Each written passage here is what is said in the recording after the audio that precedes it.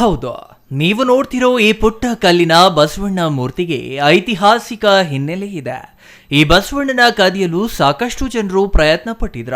ಈ ಬಸವಣ್ಣ ವಿಗ್ರಹ ಪಂಚಗಿರಿಗಳ ತುದಿಯಲ್ಲಿತ್ತ. ಯಾಕೋ ಏನೋ ಮಡಕೋಸಹಳ್ಳಿ ಜನರಿಗೆ ಈ ಮೂರ್ತಿಯನ್ನ ನಮ್ಮೂರಿಗೆ ತರಬೇಕು ಅನ್ನಿಸಿತ. ಆ ಕಾರಣದಿಂದಲೇ ಊರಿನವರೆಲ್ಲ ಸೇರಿ ಗ್ರಾಮಕ್ಕೆ ತಂದಿಟ್ಟಿದ್ರ. ಆದರೆ ಅದನ್ನ ಪ್ರತಿಷ್ಠಾಪಿಸಲು ಹಣಕಾಸು ಕೊರತೆ ಇತ್ತ. ಈ ಮಾಹಿತಿಯನ್ನ ಇದೇ ಗ್ರಾಮದ ಕೆಲ ಹಿರಿಯರು ಸಂಸದ ಡಾಕ್ಟರ್ ಕೆ ಸುಧಾಕರ್ ಅವರ ಗಮನಕ್ಕೆ ತಂದ್ರ. ಆಗ ಅವರು ಬಸವಣ್ಣ ಪ್ರತಿಷ್ಠಾಪನೆಗೆ ಹಣಕಾಸು ಒದಗಿಸಿಕೊಟ್ಟಿದ್ದಾರೆ ಎಂದು ಗ್ರಾಮ ಪಂಚಾಯಿತಿ ಸದಸ್ಯ ಮಂಜುನಾಥ್ ತಿಳಿಸಿದ್ದಾರೆ.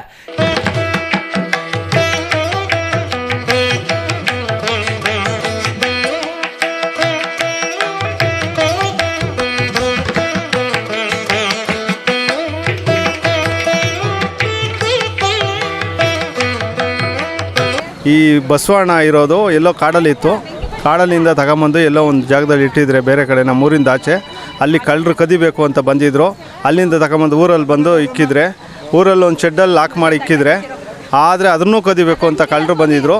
ಆಮೇಲೆ ನಾವು ಅದನ್ನು ಲಾಕ್ ಮಾಡಿ ಮೇಲೆಗಡೆ ಕೂರಿಸಿ ರಾಡ್ಗಳೆಲ್ಲ ಹಾಕಿ ಇದರಲ್ಲಿ ಒಂದು ಅಭಿಷೇಕ ಒಂದು ಇದು ಮಾಡಿ ಕೂರಿಸಿದ್ರಿ ಅಂತ ಇದು ಮಾಡಿ ಜೀರ್ಣೋದ್ಧಾರ ಮಾಡಿ ಇಕ್ಕಿದ್ರಿ. ಅದು ಬಂದು ಚೇಳ್ರ ಕಾಲದ್ದದು.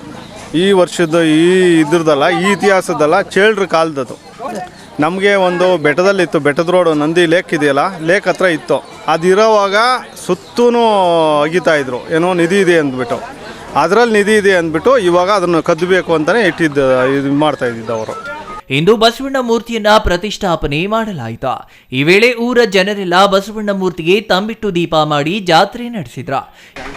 ಇವತ್ತು ಇಲ್ಲಿ ಏನು ಪ್ರತಿಷ್ಠಾಪನೆ ಮಾಡಿದ್ದೀವಿ ಬಸವಣ್ಣ ಪ್ರತಿಮೆನ. ಇದು ಆ್ಯಕ್ಚುಲಿ ಚೋಳರ ಕಾಲದ್ದು, ತುಂಬ ವರ್ಷದ ಹಿಂದೆದು.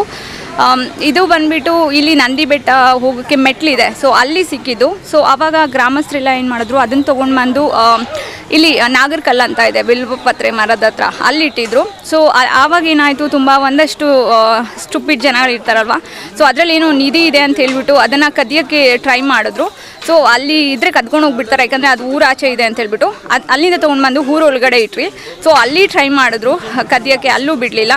ಸೊ ಆವಾಗೇನಾಯಿತು, ಇದನ್ನು ನಾವು ಡಾಕ್ಟರ್ ಕೆ ಸುಧಾಕರ್ ಇದ್ದಾರಲ್ವ, ಸೊ ಅವರಿಗೆ ತಿಳಿಸಿದಾಗ ಇದು ಯೂಶ್ವಲಿ ಇದು ಡೇಂಜರ್ ಇರುತ್ತೆ, ಸೊ ಅದಕ್ಕಾಗಿ ಇಲ್ಲಿ ಪ್ರತಿಷ್ಠಾಪನೆ ಮಾಡಿಸೋದು ಬೆಟರು ಅಂತ ಹೇಳ್ಬಿಟ್ಟು ಅವರು ಎಲ್ಲ ತುಂಬ ಹೆಲ್ಪ್ ಮಾಡಿಬಿಟ್ಟು, ಮತ್ತು ಈ ನಮ್ಮ ಗ್ರಾಮಸ್ಥರು ಏನಿದ್ದಾರೆ ಮಡಕೋಸಳ್ಳಿ ಗ್ರಾಮಸ್ಥರು ಮತ್ತು ಸ್ವಲ್ಪ ಅಕ್ಕಪಕ್ಕ ಗ್ರಾಮಸ್ಥರು ಎಲ್ಲ ಸೇರಿಬಿಟ್ಟು ಸೊ ಇವತ್ತು ಫೈನಲಿ ಪ್ರತಿಷ್ಠಾಪನೆ ಮಾಡಿಸಿದ್ದಾರೆ.